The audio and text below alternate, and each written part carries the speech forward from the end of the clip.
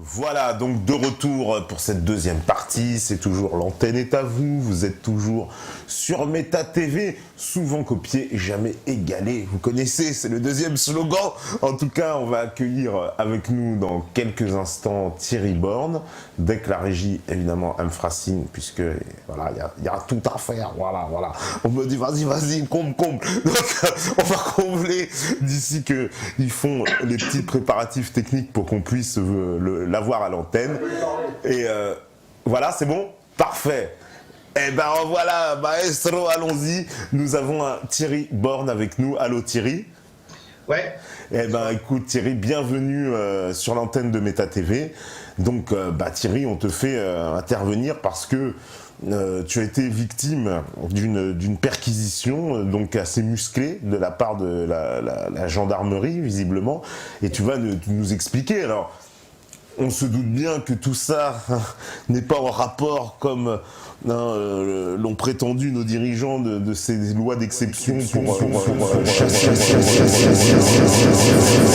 les opposants politiques. C'est un peu ce qui est en train de se profiler. Alors, est-ce que tu peux nous expliquer ce qui s'est passé déjà dans un premier temps ? Ouais, alors je vais l'expliquer parce que par personne interposée, puisque moi j'étais pas présent sur les lieux de mon travail, de mon entreprise. Je suis engagé toute la semaine pour un travail de bénévolat dans un concours suisse à Genève. Donc j'étais pas là. Et mercredi matin, les forces de l'ordre ont débarqué à 9h.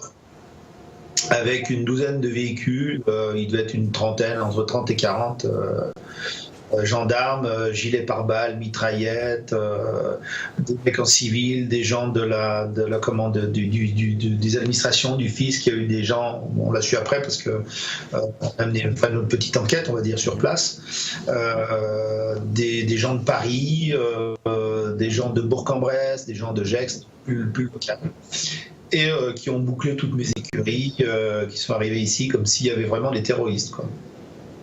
Ah, d'accord. Et ils ont donc retourné ta maison, c'est ça, c'est une vraie perquisition, quoi.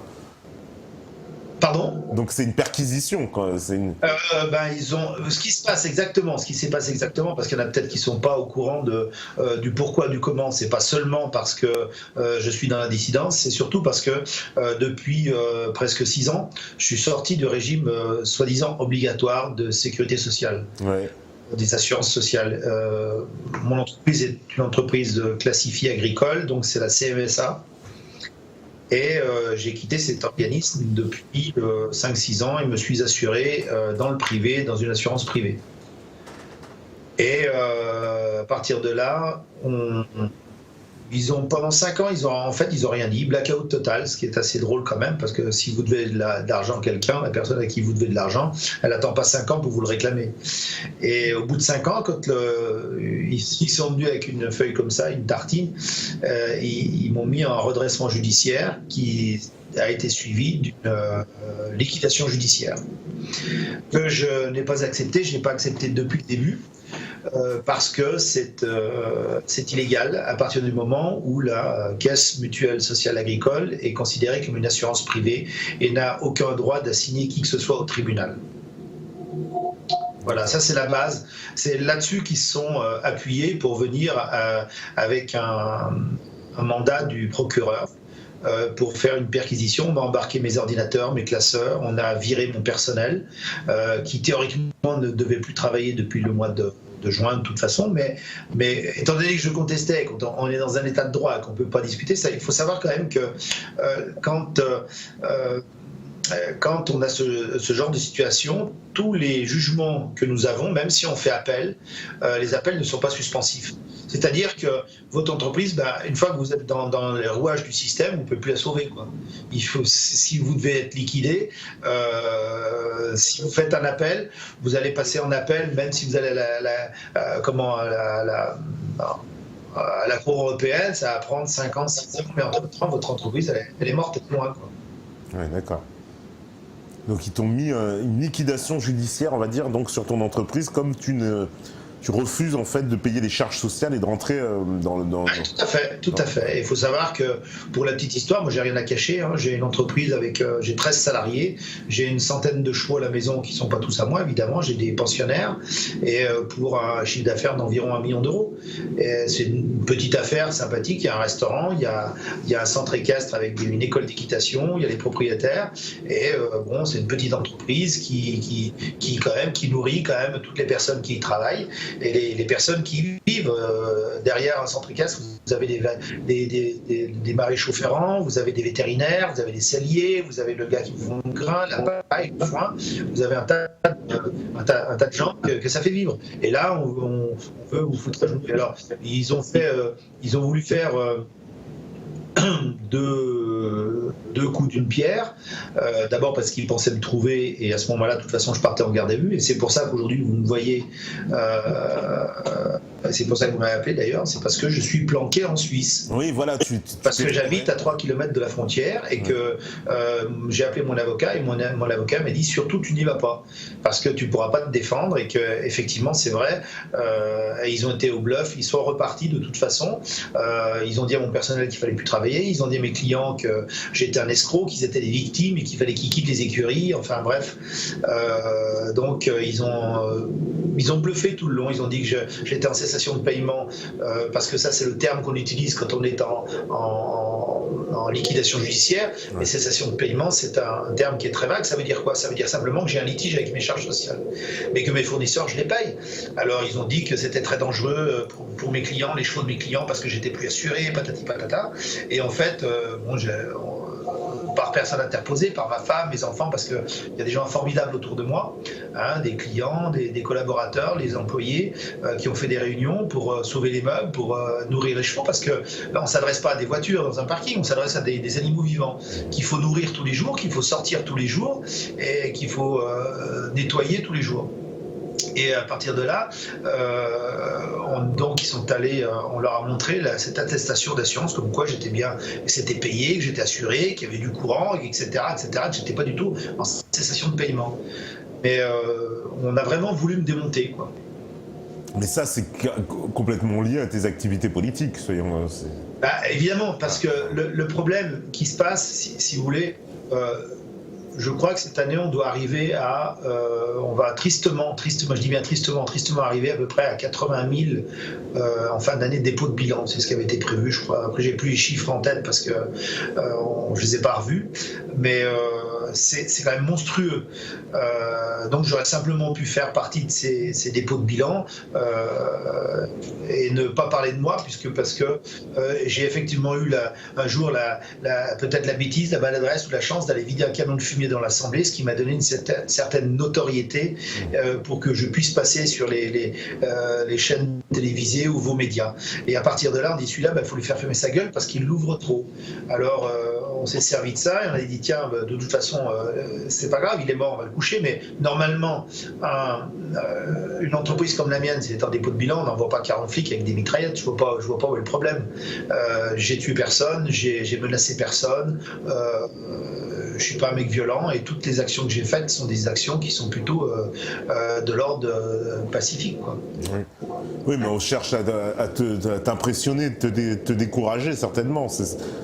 Oui, alors moi je l'analyse aussi d'une autre manière aussi, ouais. Me décourager, oui bien sûr, parce que finalement c'était au mois de août, septembre, enfin peu importe, j'ai été convoqué au tribunal à cause de mon camion, parce que j'avais versé donc du fumier devant la porte d'un huissier, ouais. Et j'y suis allé déguisé en révolutionnaire, et avec moi il y avait une quarantaine de personnes qui m'ont soutenu, et là on a réussi à renverser la vapeur de l'ambiance du tribunal, c'est-à-dire que quand vous arrivez là-bas, d'habitude c'est un petit peu l'arène, hein. Vous avez l'entrée, il y a les bancs, il y a des marches qui descendent, vous descendez dans une espèce de fosse, et là on a l'impression qu'on va lâcher les lions. En fait non, on va pas lâcher les lions, simplement en face, à 3-4 marches plus hautes, donc bien plus hautes que vous avez le juge, le procureur, tout le monde est là, et là vous êtes dans votre petite godasse, les mecs ils sont en noir, ils sont déguisés, c'est carnaval, et en général les gens craignent effectivement la justice. Et là il s'est passé une chose formidable, c'est que par chance, j'ai pu garder mon sang-froid et je leur ai dit qu'il n'y avait plus de justice en France, qu'il n'y avait pas de séparation entre la justice et le pouvoir, ce qui est une vérité vraie. Et le juge s'est levé, il était là, il empilait ses classeurs, il ne savait plus quoi dire, plus quoi faire. Et à ce moment-là, je lui dis, mais donc il n'y a plus de justice. Et il me dit, mais saisissez la justice. Et je lui dis, mais je suis dans un tribunal. et là, derrière, ils se sont tous levés et il y en a un qui a commencé à entonner la Marseillaise et les 40 ont chanté la Marseillaise. À ce moment-là, le procureur, le juge, les greffiers se sont levés et se sont tirés. Ils ont perdu pied. Ils ont perdu pied. Ils pouvaient taper sur son petit marteau ou quoi que ce soit, les gens n'avaient rien à foutre. Et il y avait de la surveillance parce qu'il y avait des gens de la BAC, donc là, il y avait des flics partout, il y avait des policiers en uniforme. Et l'ambiance a été complètement renversée. Et depuis ce jour-là, je pense qu'ils ont appris que je ne craignais pas la justice parce que j'avais découvert que la justice était corrompue, qu'elle ne rendait pas une véritable justice et qu'elle était hors la loi. Et à partir de là, évidemment, qu'est-ce qui se passe ? Eh bien, on va passer à la vitesse supérieure, on va envoyer la cavalerie. Et la cavalerie est arrivée mercredi. Et alors, ce qu'il y a de plus... C'est pas quelque chose de drôle à vivre, hein, je peux vous dire que c'est... moi, j'ai quand même 30 ans de ma vie qui sont en train de... comme ça, vous le sentez filer entre vos doigts, bien qu'on a trouvé plein de solutions, on travaille d'arrache-pied, je perds pas le moral, je suis quelqu'un d'assez tenace. Ouais. Et... Le problème, c'est que même... Alors, la chance que j'ai eue, c'est de ne pas être là-bas. Parce qu'ils auraient bien voulu faire deux coups d'une pierre, c'est-à-dire liquider mon entreprise et me mettre en garde à vue. Parce que là, c'est de toute façon, ils sont allés pour du travail illicite. C'est-à-dire qu'à partir du moment où vous êtes en dépôt de bilan et que vous continuez à travailler, c'est du travail illicite. D'accord. Alors, on a assez vite répondu sur les réseaux par rapport à ça, parce que l'État a quand même employé 44 000 personnes illicitement. On l'a su il n'y a pas très longtemps, je ne sais pas si tu as vu ce truc-là. Ouais, non, explique-nous un peu. Ouais. Et ça a été, c'est passé partout, aux informations, sur les réseaux. Il y a ça doit être 23 000, je crois, 23 000 emplois non déclarés au ministère de la Justice. C'est-à-dire que des emplois non déclarés, ça veut dire qu'on leur verse simplement des indemnités. Ouais. Et qu'on ne paye pas des charges dessus, que les gens, je ne sais pas s'ils les déclarent des impôts ou pas. Et on ne fait pas de fiche de paye, c'est une indemnité. Comme si vous étiez un parlementaire, sauf que ces gens-là sont des salariés. Donc c'est du travail dissimulé. Et alors ces gens-là, cette justice-là, vient vous reprocher à vous, alors que moi, mes employés, je les ai payés par chèque ou par virement, il y a des traces, c'est dans la comptabilité, etc., parce que je continue ma comptabilité, et viennent vous accuser de travail illicite et qui ont un mandat du procureur au pénal et pour me mettre en garde à vue directement. Et la garde à vue, c'est 48 heures et peut-être, je crois que c'est même 6 jours maintenant avec avec l'état d'alerte là. Ouais. Alors, il y a pas mal d'interrogations. Il y en a qui disent oui, les partis se réfugier en Suisse, c'est un peu bizarre. Bah, la Suisse, pourquoi déjà ce choix suisse ? Parce que la Suisse, de toute façon, ne peut pas, comment dire, ne t'extradera pas pour ces affaires-là. Je pense simplement.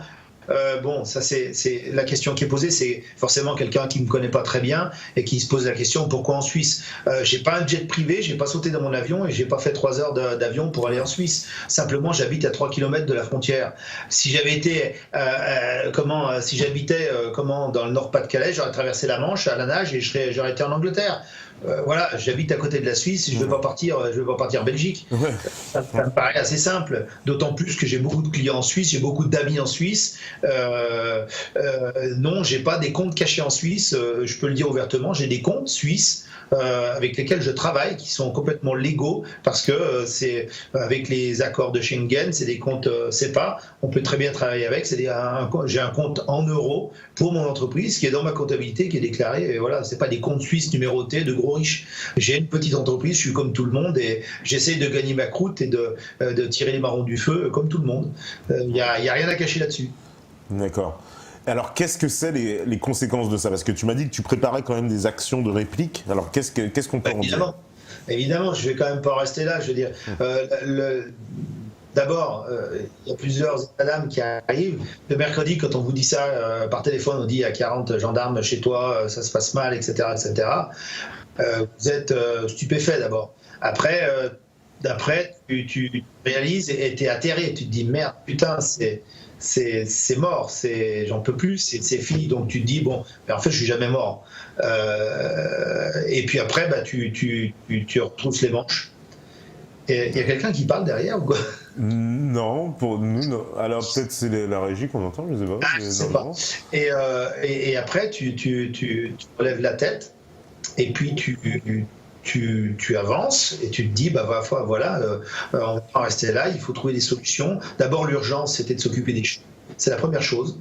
Les chevaux, c'est le premier problème parce que ce sont, comme j'ai dit tout à l'heure, ce sont des animaux vivants et qui ne sont pas responsables de ce qui arrive. Et eux, ils veulent pas savoir s'il y a un juge, un procureur, s'il y a des corrompus, si je suis en faute, pas en faute, etc.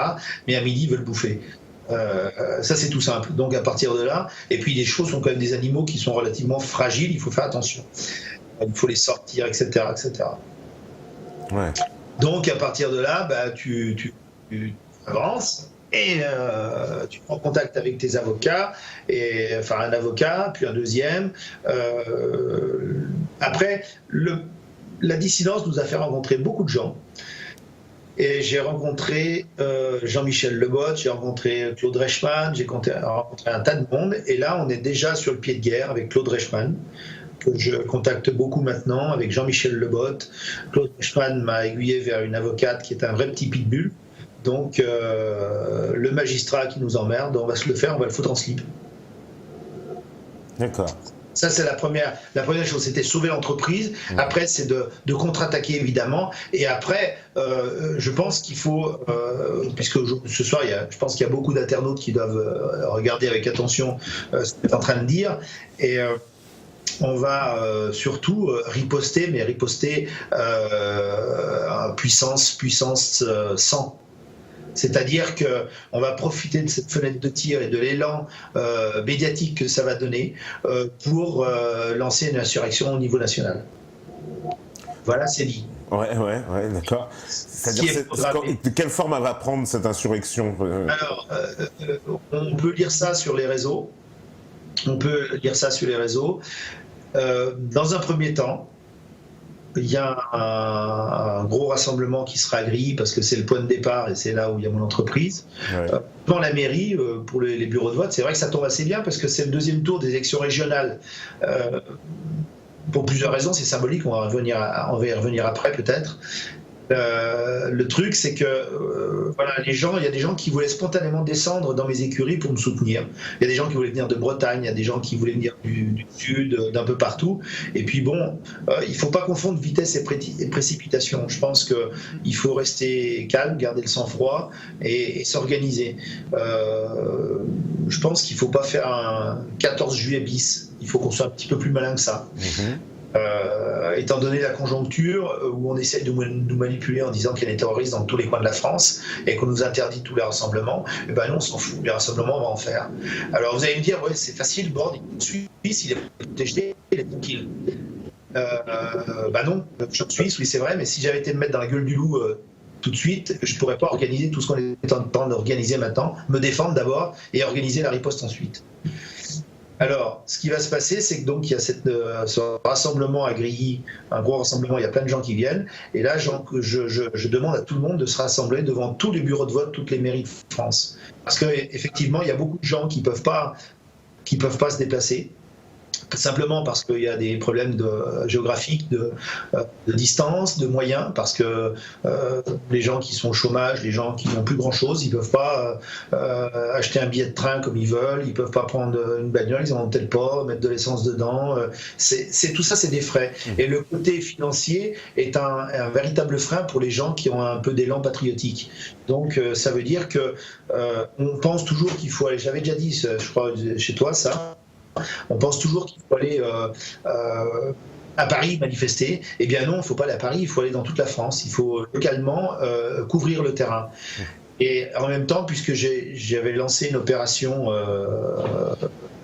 mobilisation générale des 2 millions, eh bien ça tombe à pic parce que voilà, on va utiliser tout ça pour faire grossir les rangs. Ouais. Donc tu appelles tout le monde en fait à manifester donc ce dimanche-là pendant. Non, pas manifester. Le mot manifester, moi je trouve que c'est du pipeau, c'est bidon. Ça fait 40 ans que les gens manifestent, il se passe rien. Donc on va pas manifester.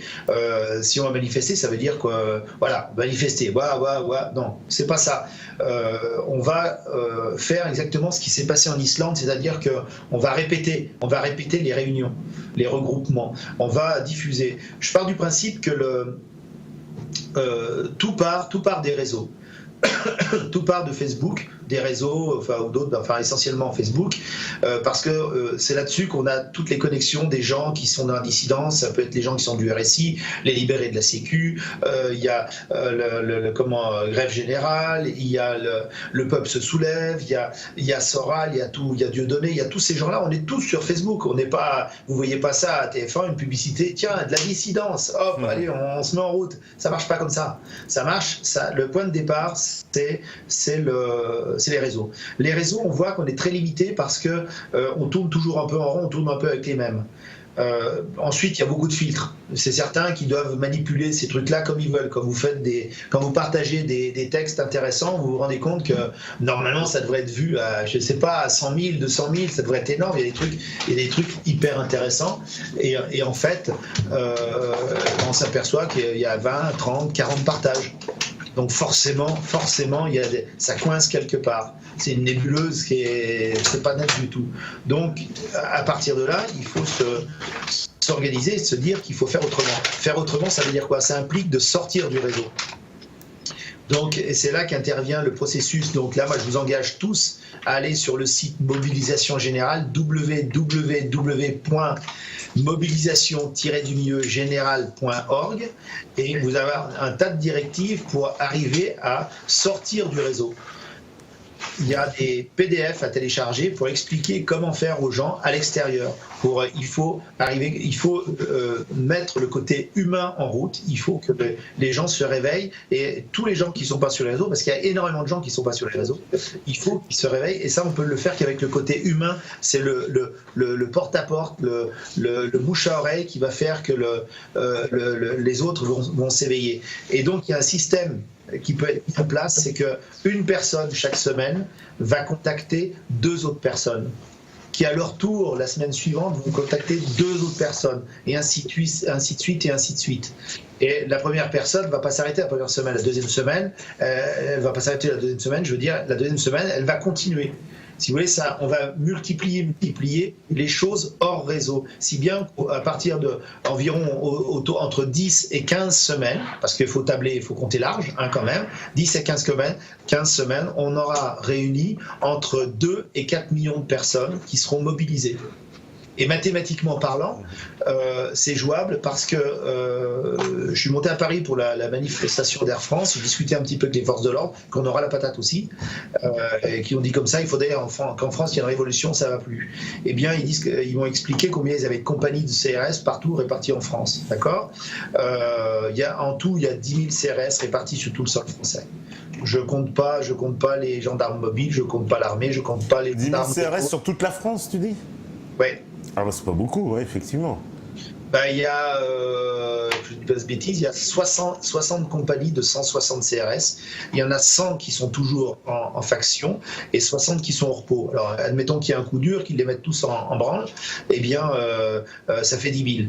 10 000 répartis sur tout le territoire. Si on divise par le nombre de départements, grosso modo, avec les préfectures, pareil, ce que tu veux, ça fait à peu près une centaine de CRS par département.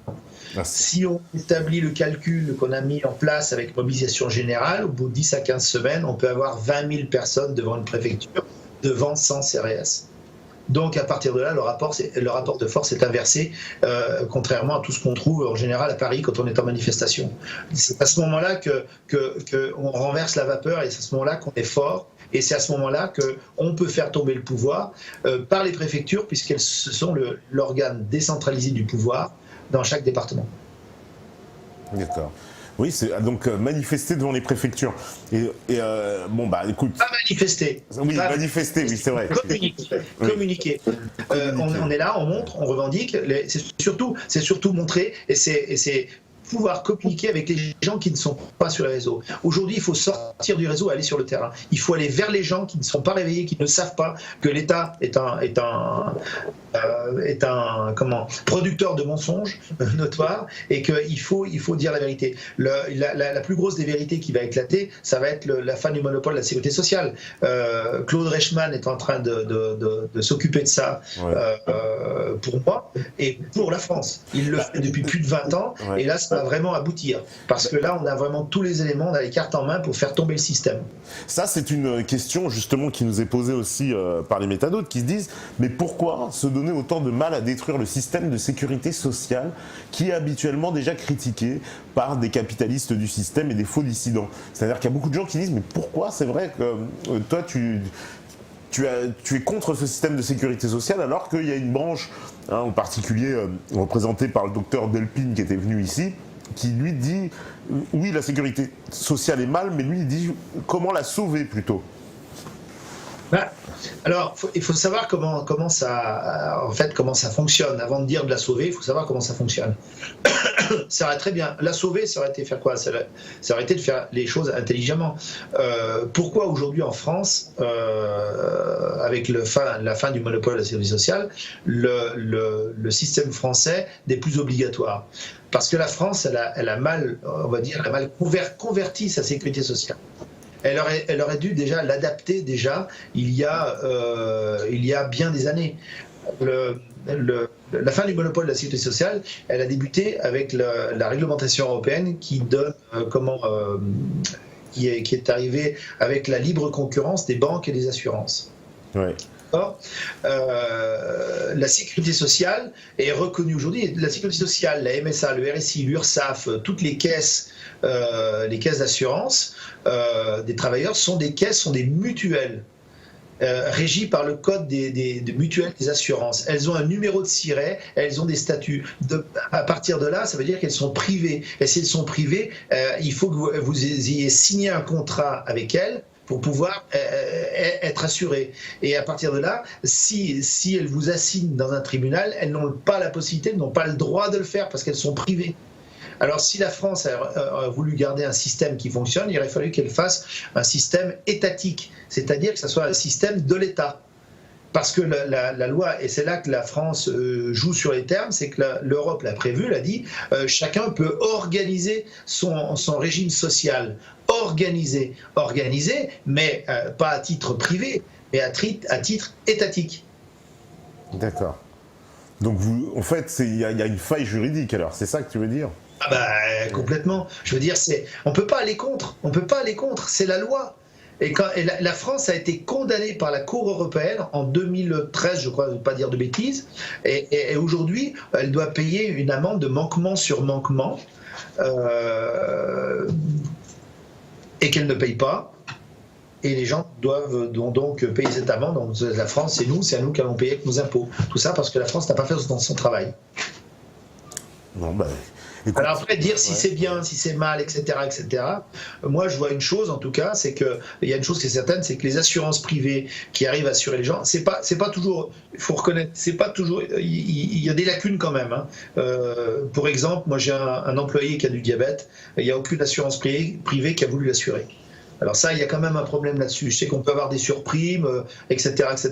Il y a quand même des petites complications il faut dire les choses comme elles sont, d'accord ? Il faut dire la vérité. Mais on peut remédier à ça. C'est quand même à partir du moment où il y aura de la concurrence, forcément il y a des gens qui vont bouger, qui font ça. Mais en tout état de choses, ce que je voudrais dire, c'était que les assurances privées, par exemple, ne font pas de déficit. Et les assurances santé privées sont beaucoup moins chères que ce que vous payez, vous, à la sécurité sociale, qui, elle, est déficitaire. Et quand vous prenez une assurance privée, elle vous rembourse à 100%, et quand vous êtes à la sécurité sociale, vous êtes obligé de prendre une complémentaire. Ouais. D'accord, bah écoute, ça l'assurance sociale, c'est des points de vue parce qu'effectivement, c'est quelque chose c'est un débat qu'il faudrait presque ouvrir là-dessus, puisqu'il y a vraiment des opinions différentes au niveau. Le débat, il est ouvert à savoir si l'État veut faire quelque chose, mais dans l'état actuel des choses, il n'y a pas de débat. Il n'y a pas de débat, c'est la loi. Ouais. La loi européenne prime sur la loi française.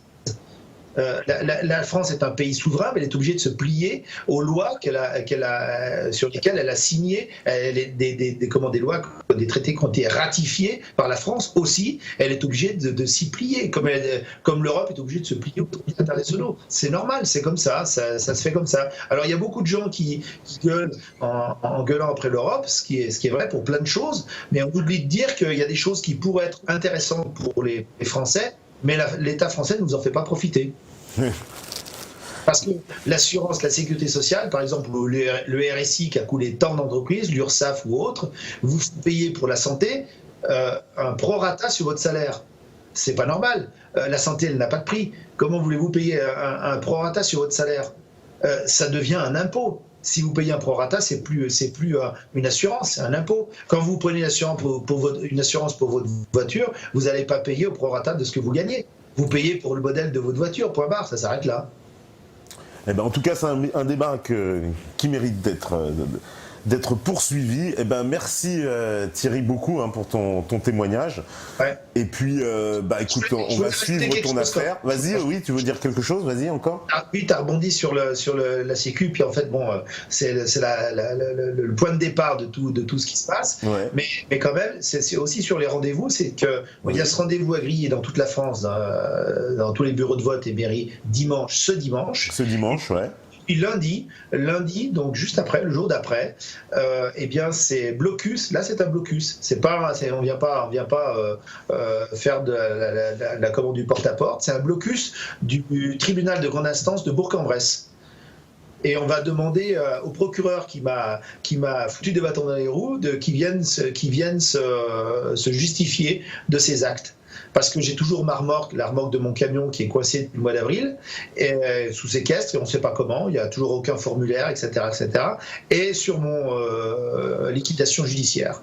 Donc c'est rendez-vous devant le tribunal de grande instance, 8h du matin, Bourg-en-Bresse. Et là, il faut beaucoup de monde aussi. D'accord, le message est passé, puis de toute façon... Et ensuite... Ah, il y en a encore, vas-y.